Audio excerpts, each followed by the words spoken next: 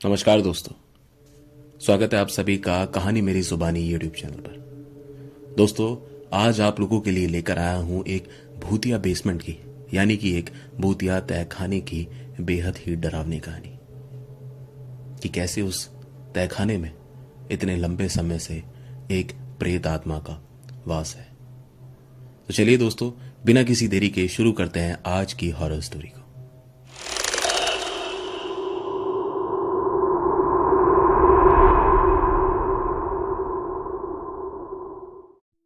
ये कहानी है एक चेतन नाम के लड़के की। चेतन जो काफी लंबे समय से एक बड़े शहर में रह रहा था, लेकिन उसके गांव में उसका एक काफी बड़ा फार्म हाउस मौजूद था जो उसके पिताजी काफी लंबे समय से संभाल रहे थे। लेकिन पिताजी के देहांत के बाद वो फार्म हाउस एकदम वीरान हो गया। चेतन बचपन से ही शहर में रह रहा था और उसने अपनी पढ़ाई भी वहीं से की। शादी होने के बाद भी चेतन शहर में ही रहने लगा। वो फार्म हाउस जाता ही नहीं था। करीब 20 साल से ज्यादा हो चुके थे चेतन को अपने उस फार्म हाउस को देखने जाने के लिए। वो फार्म हाउस लगभग 20 सालों से एकदम वीरान पड़ा था। चेतन के पिताजी के बाद उस फार्म हाउस की देखभाल कोई नहीं करता था कि तभी चेतन के घर वालों ने बोला कि वो फार्म हाउस ऐसी ही पड़ा है, क्यों ना उसे बेच दिया जाए। तो चेतन ने उसी बात को सोचकर एक बार उस फार्म हाउस को देखने का प्लान बनाया। तो बस फिर चेतन उस फार्म हाउस को देखने के लिए निकल पड़ा। दरअसल दोस्तों, वो फार्म हाउस एक ऐसी जगह मौजूद था जिसके चारों तरफ खुले खुले खेत थे। वहां पे उस फार्म हाउस के अलावा कोई भी घर मौजूद नहीं था, सिर्फ वो अकेला एक फार्म हाउस।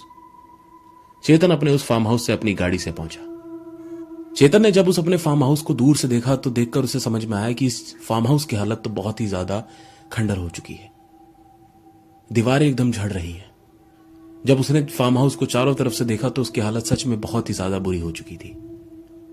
उसके बाद चेतन ने फार्म हाउस का गेट खोला और अंदर गया। अंदर जाते ही उसको बड़े बड़े मकड़ी के जाले, हर जगह धूल हो रही थी और बहुत ही अजीब सी बदबू वहां पे आ रही थी, क्योंकि इतने सालों से वो बंद पड़ा था। फार्म हाउस की हालत सच में बहुत ही ज्यादा बुरी हो चुकी थी, लेकिन उसके बावजूद भी चेतन आगे बढ़ता गया और पूरे फार्म हाउस को देखता गया। चेतन को पता था कि उस फार्म हाउस में एक तहखाना भी मौजूद है। तो जब चेतन ने उस फार्म हाउस को ऊपर से पूरी तरीके से देख लिया तो उसके बाद चेतन उस फार्म हाउस के तहखाने को भी देखने के लिए आगे बढ़ा। दरअसल उस तहखाने का रास्ता उस फार्म हाउस के बिल्कुल पीछे के हिस्से से जाता था, जहां से सीढ़ियां दे रखी थी उस तहखाने में नीचे जाने के लिए। तो चेतन उन सीढ़ियों के पास पहुंचा और सीढ़ियों से नीचे उतरा। चेतन ने देखा कि उस तहखाने का गेट भी दीमकों से खाया हुआ था और एकदम बुरी हालत में हो रहा था। उस फार्म हाउस में एक भी कमरे का दरवाजा सही सलामत नहीं था। सारे लकड़ियों के दरवाजों को दीमकों ने खाकर बुरा हाल कर दिया था। तो उस तहखाने का भी दरवाजा एकदम बेकार था। चेतन ने जैसे ही थोड़ा सा जोर उस तहखाने के दरवाजे पे लगाया तो वो दरवाजा एकदम झरझर हालत में होकर नीचे गिर गया। तहखाने के अंदर बहुत ही ज्यादा अंधेरा था। तो चेतन ने अपनी फोन निकाली और उसकी लाइट जलाकर तहखाने के अंदर गया देखने की वहां पे क्या क्या मौजूद है। तहखाने के अंदर थोड़ी चीजें मौजूद थी, थोड़ा सामान वहां पे रखा हुआ था। चेतन एक एक चीजें देखता हुआ आगे बढ़ रहा था, लेकिन एक चीज जो चेतन को वहां पे अजीब लग रही थी वो ये कि तहखाने में गर्मी काफी ज्यादा थी।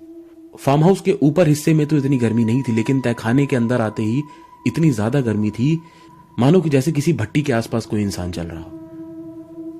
लेकिन चेतन तब भी उस फार्म हाउस के तहखाने को देखता चला गया। जितना फार्म हाउस ऊपर से बड़ा था उतना ही तहखाना नीचे से बड़ा था। जब वो तहखाने को ऐसी देखते देखते आगे बढ़ रहा था तो चेतन की नजर एक जगह पे पड़ी जिसके बारे में चेतन को भी नहीं पता था।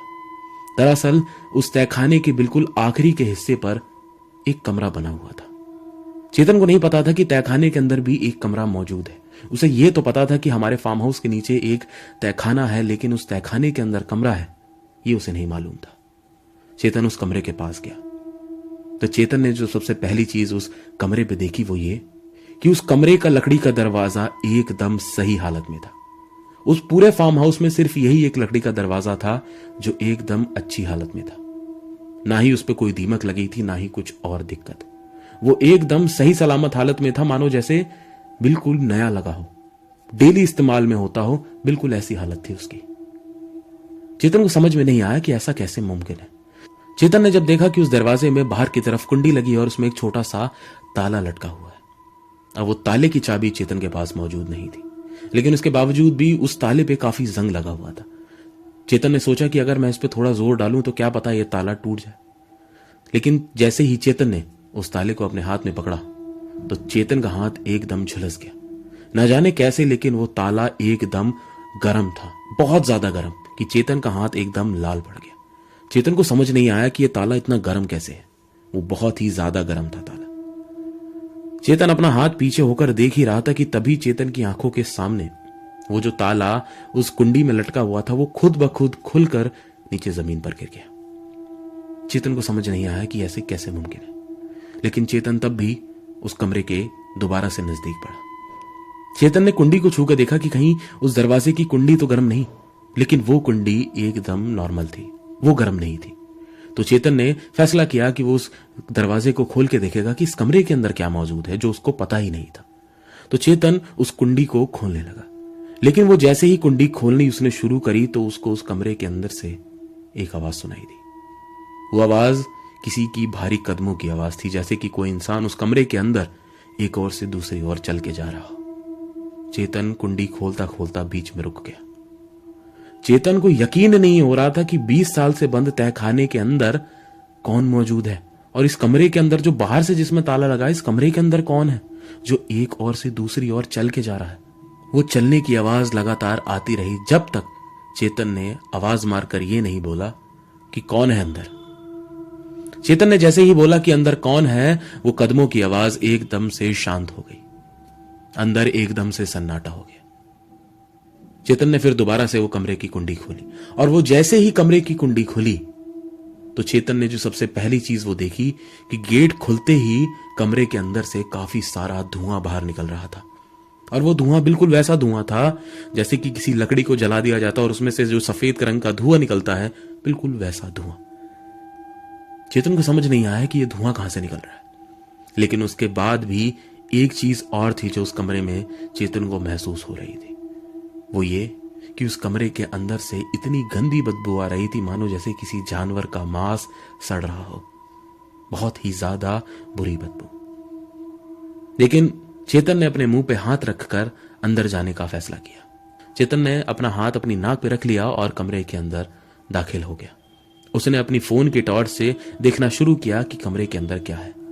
वो कमरा ज्यादा बड़ा तो नहीं था, लेकिन उस कमरे के अंदर 3-4 सामान रखे हुए थे, जैसे एक लोहे की बड़ी अलमारी, एक लोहे का बड़ा सा संदूक और एक मटका।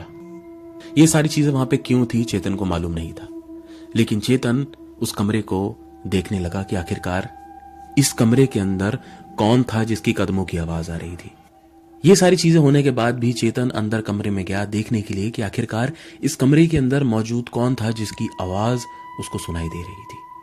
वो अपनी फोन की टॉर्च से पूरे कमरे को देखता चला गया, लेकिन उसको उस कमरे में कुछ भी दिखाई नहीं दिया। लेकिन अचानक से ही चेतन की नजर उस कमरे के एक कोने पे पड़ी। चेतन कमरे में ही खड़ा था, लेकिन एक कोने पे जैसे ही चेतन की नजर पड़ी तो चेतन ने कुछ अजीब सी चीज देखी। चेतन ने देखा कि उस कमरे में बिल्कुल कोने की जगह पर 2 लाल आंखें चमक रही थी। वो चेतन को समझ नहीं आ रहा था कि वो किसी इंसान की आंखें थी या किसी जानवर की, लेकिन 2 आंखें साफ लाल रंग की कमरे के कोने में चेतन को चमकती हुई दिख रही थी। चेतन काफी देर तक तो उस आंखों को देखता रहा, लेकिन चेतन ने जैसे ही पूछा कि कौन हो, उसी वक्त वो आंख जो लाल रंग की चमक रही थी उसने अपनी आंखें झपकाई, जिसे देखकर चेतन उसी वक्त कमरे से बाहर निकल गया। चेतन अब घबराने लगा था कि ये कौन है, ये किसकी लाल आंखें हैं जो उस कमरे में मौजूद है और वो मुझे दिखाई क्यों नहीं दे रहा। उसकी आंखें झपक रही थी, यानी कि वहां पर कोई ना कोई तो मौजूद है। पहले कदमों की भारी आवाज और अब आंखें। कहीं कोई जानवर तो नहीं, लेकिन अगर वो है भी तो इतने समय से इस कमरे के अंदर जिंदा कैसे? ये सारी बातें चेतन के दिमाग में लगातार चल रही थी। चेतन समझ नहीं पा रहा था कि अब वो क्या करे। वो घबरा भी रहा था और थोड़ा परेशान भी था। काफी देर तक कमरे के बाहर खड़े होकर उसने अपने आप से ही सवाल जवाब किया और आखिरकार उसने फिर से फैसला किया कि वो दोबारा एक बार कमरे में जाकर देखेगा कि वहां है कौन। चेतन एक बार फिर से उस कमरे के अंदर दाखिल हुआ और उसी जगह गया जहां पर वो आंख चमक रही थी, लेकिन इस बार वहां पर कुछ भी नहीं था। वो जगह एकदम खाली थी। चेतन को समझ नहीं आ रहा था कि वो आंखें किसकी थी? वहां पर कोई नहीं था, लेकिन उसी के ठीक बगल में एक लोहे की अलमारी रखी हुई थी। उस अलमारी के पास से बहुत ही अजीब सी आवाजें आ रही थी। चेतन ने जब उधर देखा तो उसे लगा कि शायद अलमारी के अंदर कोई है। चेतन ने वो लोहे की अलमारी खोली तो अलमारी एकदम खाली थी। उस अलमारी के अंदर कोई नहीं था। लेकिन जब चेतन ने वो आवाज ध्यान से सुनी तो उसे समझ में आया कि वो आवाज अलमारी के अंदर से नहीं बल्कि अलमारी के पीछे से आ रही है। चेतन ने फिर वो अलमारी उस जगह से हटाने की कोशिश करी। चेतन ने फिर उस अलमारी पर धक्का लगाया ताकि उस अलमारी को वो उस जगह से हटा सके। लेकिन जैसे ही वो अलमारी उस जगह से हटी और चेतन की नजर वहां पे पड़ी जिस दीवार के पास वो अलमारी खड़ी थी, तो चेतन के होश उड़ गए। उस दीवार पर कुछ ऐसी आकृति बनी हुई थी जिसे देखकर चेतन क्या, अगर कोई भी इंसान वहां पे होता तो उसके होश उड़ जाते। उस दीवार पर सैकड़ों कॉकरोच इस तरह से चिपके हुए थे कि वो एक इंसानी आकार बना रहे थे। यकीन करें दोस्तों कि इतने तादाद में वहां पे कॉकरोच मौजूद थे और वो एक दूसरे से इस तरीके से चिपके हुए थे कि दीवार पर एक इंसान का साया उन कॉकरोचों ने इस तरीके से बनाया हुआ था कि कोई भी इंसान देखकर डर जाए। एक सर, 2 हाथ और 2 पैर उस दीवार पे बने हुए इन कॉकरोचों की मदद से साफ दिख रहे थे। चेतन 3-4 कदम पीछे हो गया उस चीज को देखकर। चेतन को समझ नहीं आ रहा था कि यह कैसे मुमकिन है। वो कॉकरोच वहां पे साफ दिखाई दे रहे थे, लेकिन उतनी ही देर में वही लाल आंखें जो पहले कमरे के कोने में चमक रही थी, वो लाल आंखें उन कॉकरोचों के बने उस आकार में चमकी। वो 2 लाल आंखें जैसे ही चमकी तो उसी में से एक आवाज चेतन को सुनाई दी, और वो आवाज ये थी कि कैसा है तू?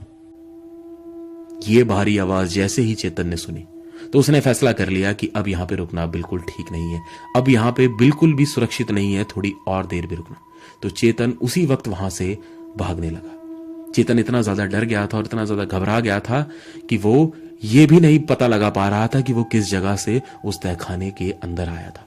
उसे बाहर जाने का रास्ता नहीं मिल रहा था। वो कभी एक और जाए तो कभी दूसरी ओर। लेकिन सबसे ज्यादा डराने वाली बात तो ये थी कि वो भारी कदमों की आवाज अब भी चेतन का पीछा कर रही थी। चेतन घबराता हुआ एक ओर से दूसरी ओर भागे जा रहा था कि तभी उसे वो सीढ़ियां दिखाई दी, तहखाने की जिन सीढ़ियों से वो नीचे उतर के आया था। चेतन उन सीढ़ियों पर चढ़कर वहां से भागने लगा, लेकिन चेतन ने आखिरी बार भी वहां पर एक बहुत ही अजीब चीज महसूस करी। चेतन ने बताया कि जब वो सीढ़ियां चढ़ के तहखाने से बाहर निकल रहा था तो उसके पीछे से कोई काले रंग का साया उसका पीछा कर रहा था। वो भागता हुआ चेतन के पास आ रहा था, लेकिन चेतन वहां पे बिल्कुल नहीं रुका जब तक वो उस फार्म हाउस से बाहर नहीं निकल गया। चेतन उस फार्म हाउस से बाहर निकला। उसने आखिरी बार उस फार्म हाउस को अपने दूर से देखा और गाड़ी में बैठकर अपने घर निकल गया। घर पहुंचते ही जैसे सारी बातें चेतन ने अपने घर वालों को बताई तो उन घर वालों को भी यकीन नहीं हुआ कि ऐसा कुछ वहां पे मौजूद है। लेकिन चेतन के बड़े बूढ़ों ने चेतन को जो बात बताई उसे सुनकर चेतन को यकीन हुआ कि हाँ, वहां पे किसी प्रेत आत्मा की मौजूदगी हो सकती है। चेतन के बड़े बूढ़ों ने बताया कि अक्सर जो घर होते हैं जो काफी साल से वीरान होते हैं, जहां पर किसी इंसान का आना जाना नहीं होता, जहां पे रोशनी की आगमन नहीं होती और जहां पर लोग पूजा पाठ नहीं करते, अक्सर उन जगहों पर भूत प्रेत या जिन अपना कब्जा कर लेते हैं। वो अपना इन्हें घर बना लेते हैं क्योंकि उन्हें अंधेरा, गंदगी, ऐसी ही चीजें पसंद होती हैं। तो हो सकता है उस तहखाने में तुम्हें कोई भूत प्रेत या फिर किसी जिन से तुम्हारी मुलाकात हुई हो। चेतन ने यह बात सुनकर फैसला कर लिया कि वो फार्म हाउस सारी उम्र के लिए ऐसे ही रहेगा, क्योंकि उसे बेचना सुरक्षित नहीं है। तब से लेके आज तक उनका फार्म हाउस एकदम वीरान उस जगह पे ऐसे ही पड़ा है। वो तहखाना ऐसी ही हालत में आज भी मौजूद है। उसके बाद से चेतन क्या, उसके परिवार से भी कोई भी सदस्य उस तहखाने या फिर उस फार्म हाउस में कभी नहीं गया। दोस्तों, ये थी आज की कहानी। कहानी कैसी लगी आप लोगों को कमेंट करके जरूर बताएं, और कहानी पसंद आई तो इस वीडियो को अपना एक लाइक जरूर देके जाएं।